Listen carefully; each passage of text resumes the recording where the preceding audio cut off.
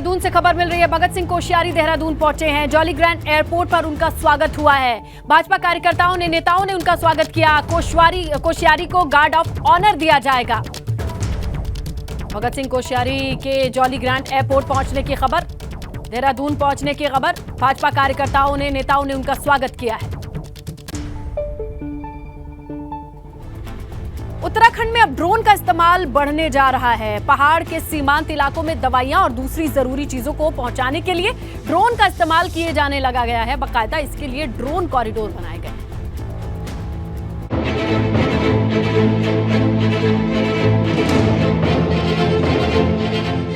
Drone बना पहाड़ के लोगों का मददगार।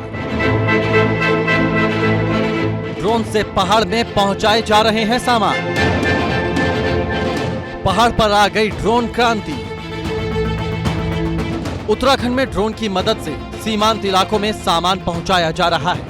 ऋषिकेश एम्स से ड्रोन के जरिए दवाइयां टिहरी के बौराड़ी अस्पताल पहुंचाई गई। महज 26 मिनट के भीतर ही ड्रोन एम्स से बौराड़ी अस्पताल पहुंच गया। वहां पर मौजूद स्टाफ ने दवाइयां रिसीव की और फिर वहां से भी कुछ सैंपल को वापस एम्स भेजा गया। उत्तराखंड के सीमांत इलाकों में दवाइयां पहुंचाने के लिए ड्रोन का इस्तेमाल किया जा रहा है। आने वाले समय में दूसरी जरूरी चीजें भी पहुंचाई जाएंगी। इसके लिए पूरे प्रदेश में ड्रोन कॉरिडोर बनाए जाएंगे। फिलहाल देहरादून से उत्तरकाशी के लिए एक ड्रोन कॉरिडोर तैयार कर दिया गया है। आने वाले दिनों में चंपावत, बागेश्वर, अल्मोड़ा, रुद्रप्रयाग और उत्तरकाशी के लिए ड्रोन कॉरिडोर बनेंगे। ड्रोन के द्वारा दवाई भेजने का एक 2 ट्रायल जो है बहुत सक्सेसफुल हो गए हैं। एक हमने खुद किया था, एक अभी कल एम्स ने किया है, ताकि 4 घंटे में जो हम दवाइयाँ भेजते हैं वो जो है आधा घंटे में जा सकते हैं। तो एक बड़ा काम अभी ये चल रहा है ट्रायल बेस पे और जल्दी हम इस नीति को कैबिनेट में ला रहे हैं। मुझे लगता है कि पर्वतीय राज्यों के लिए एक उत्तराखंड में ड्रोन के बढ़ते इस्तेमाल पर पीएम नरेंद्र मोदी ने भी खुशी जताई है। पीएम नरेंद्र मोदी ने ट्वीट कर बधाई दी। इसके साथ ही ड्रोन का इस्तेमाल एग्रीकल्चर फील्ड में भी करने की तैयारी चल रही है। खेतों में दवाइयों का छिड़काव करने में ड्रोन की मदद ली जाएगी। एबीपी गंगा के लिए देहरादून से विनोद कुमार के साथ टिहरी से अंकित मित्तल की रिपोर्ट। प्रदूषण नियंत्रण बोर्ड की तरफ से प्लास्टिक वेस्ट प्रबंधन को लेकर के कार्यशाला कराई गई। इस कार्यशाला में मुख्यमंत्री पुष्कर सिंह धामी शामिल हुए। इस पर सीएम धामी ने कहा कि प्लास्टिक से होने वाले नुकसान को लेकर हर किसी को जागरूक होने की जरूरत है।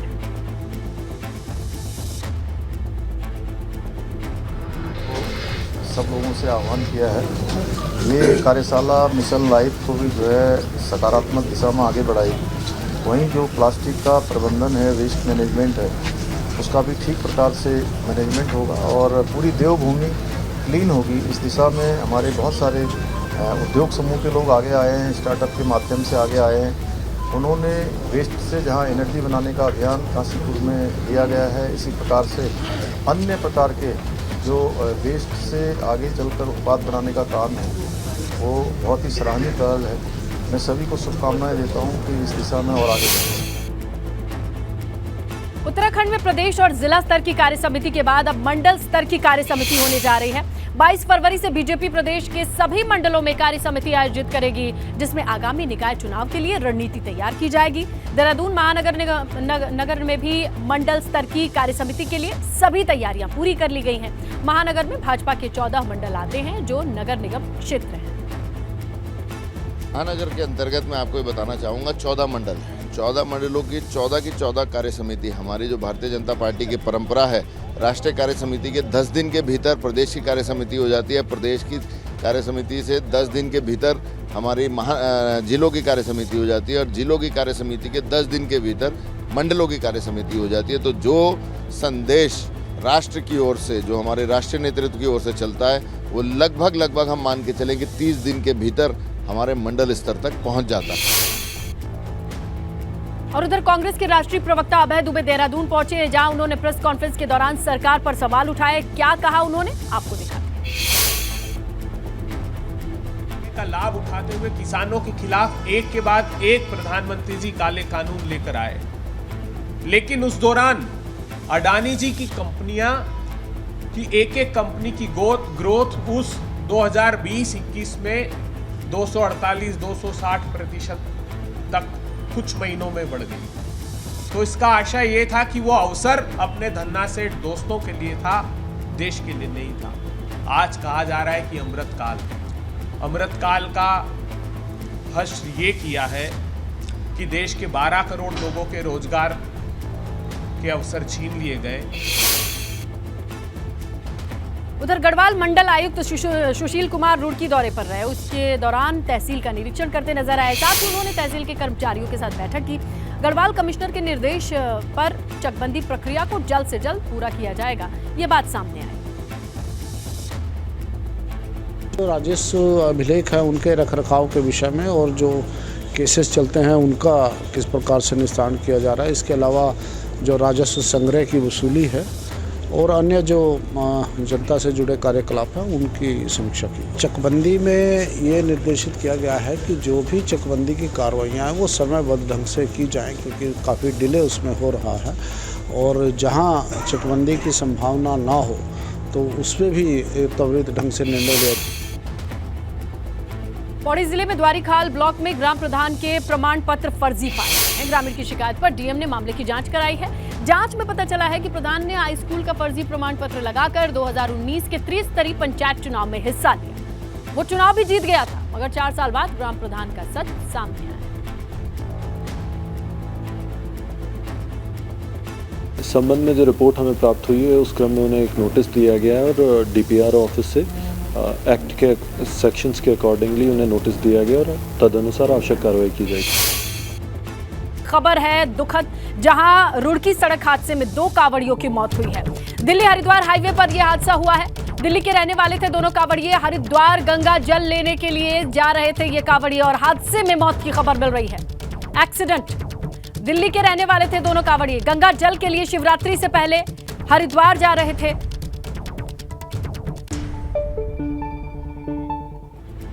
आगे बढ़ेंगे, बात करेंगे जोशीमठ में आपदा प्रभावितों के गुस्से की तस्वीरें सामने आई, जिसमें आपदा प्रभावित महिलाएं हंगामा करती नजर आ रही हैं। बताया जा रहा है कि प्रशासन के वाहन को राहत सामग्री लेकर पहुंचना था, लेकिन महिलाओं का ये कहना है कि उन्हें राशन नहीं, घर चाहिए। महिलाओं का इसी बात पर गुस्सा फूट गया और वो हंगामा करने लगे।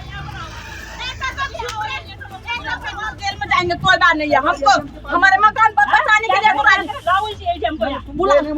होने दे। हम क्यों नहीं, हमने तो मकान के आगे देखो ना ये दीवार कैसे और देखने के लिए तो राजी नहीं है। सुनाई नहीं दे राशन ना वार्ड नंबर लग रहा वही जा रहे तुम लोग क्यों? इस शासन में हम बैठे हैं, इस शासन में हम बैठे नहीं है। अपने मकानों का जो सर हम लड़ रहे हैं। राशन नहीं चाहिए हमें, राशन चाहिए नहीं। ये गाड़ी आई हम यहीं पे बैठे हमको जेल में डालो। ये जेल में डालो, तुमने राशन जहाँ जहाँ वार्ड नंबर लग रहा है वहाँ तुम राशन बेच रहे। किसी शासन को अपने राशन मांगा, कोई राशन नहीं है। राशन मांगा तो हमारा फोटो भेजो, हमें कोई टेंशन नहीं है। जोशीमठ में जर्जर हो चुके होटल माउंट व्यू मलारी, इनको गिराने का काम जारी है। अगले 2 दिन में ध्वस्तीकरण की कार्रवाई पूरी हो जाएगी। इन होटल्स को गिराने की कार्रवाई पर अब तक 1 करोड़ 20 लाख रुपए खर्च हो चुके हैं।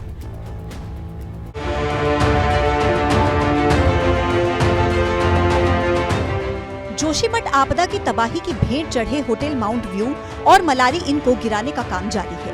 होटल को गिराने की कार्रवाई आखिरी दौर में पहुंच चुकी है। काम पूरा होने में अभी 2 से 3 दिन का समय और लग सकता है। होटल का अब सिर्फ नीचे का हिस्सा बाकी बचा है, ऊपर की मंजिल को गिराया जा चुका है। अब आपको दिखाते हैं कि आपदा से पहले तक ये होटल किस तरह के दिखते थे। अब इन 2 तस्वीरों को देखिए।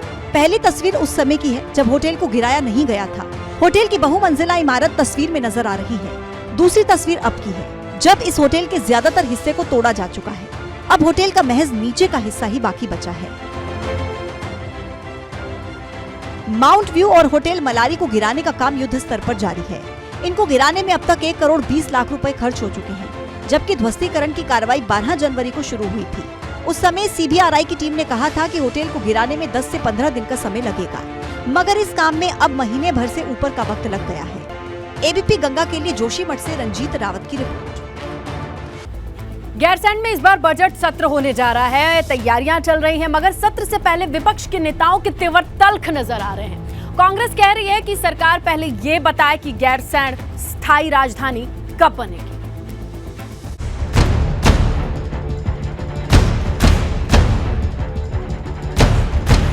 गैरसैंण में 13 मार्च से शुरू होने जा रहे बजट सत्र के अभी से हंगामेदार होने के आसार हैं। वित्तीय वर्ष 2023-24 के लिए सरकार बजट पेश करेगी। सरकार जहां बजट सत्र की तैयारियों में जुटी है, वहीं विपक्ष सरकार को घेरने की रणनीति बना रहा है। अच्छा रहेगा, बड़ा अच्छा करेंगे। हमने कहा ना कि पहले जनता का संवाद हो, जनता से बैठना हो, हितधारकों से बातचीत हो। मैं आपसे भी आग्रह करूँ, जो भी अच्छा आप सुझाव दे सकते हैं हम शामिल करेंगे। अच्छा बजट जनता के अनुरूप, जिस प्रकार से हमारे केंद्र सरकार ने एक जनता के लिए बजट दिया, हम लोग भी उसी तरह से कोशिश करेंगे। सभी मुद्दे बहुत गंभीर हैं। अंकिता मर्डर केस का मामला है, वीआईपी का नाम अभी तक उजागर नहीं हुआ है। फॉरेंसिक जांच में बहुत सारी दिक्कतें आई, वहाँ डोजर चला, वहाँ आग जली, ये विषय हैं। भर्ती घोटाले एक के बाद एक, SSC के बाद पटवारी पेपर लीक हो गया, AE-JEE की परीक्षाओं में धांधली की बात सामने आ रही है। 2 गोपन के अधिकारी पकड़े गए हैं। तो ये सारे गंभीर विषय ये उठेंगे। बच्चों के ऊपर लाठीचार्ज जो हुआ है और जिस तरीके की धाराएं, संगीन धाराएं उन पर। गैरसैंण में बजट सत्र कराने को लेकर विपक्ष लगातार सवाल उठा रहा है। अब जबकि सरकार ने गैरसैंण में सत्र कराने का फैसला कर लिया है, विपक्ष के तर्कश से सियासी तीर फिर भी जारी है। निश्चित तौर पे अगर उस दिन प्रश्नकाल चलेगा तो हमें खुशी होगी कि मैं पिछले 5-6 साल से लगातार इस मुद्दे को लेकर लड़ा हूँ कि सोमवार के दिन सत्र क्यों नहीं, क्योंकि मुख्यमंत्री से संबंधित जो महत्वपूर्ण विभाग हैं उनका दिवस ही नहीं आया पिछले 6 साल में। तो ये अगर उस दिन अगर चर्चा हो पाएगी तो निश्चित ही प्रसन्नता होगी। विधानसभा का ये बजट सत्र सरकार के लिए कई मायनों में अहम है, क्योंकि इसमें सरकार को अगले वित्तीय वर्ष के लिए एजेंडा तय करना है। मगर विपक्ष के तेवरों से साफ है कि गैरसैंण में इस बार भी गर्माहट जरूर होगी। ABP गंगा के लिए देहरादून से पंकज राणा की रिपोर्ट।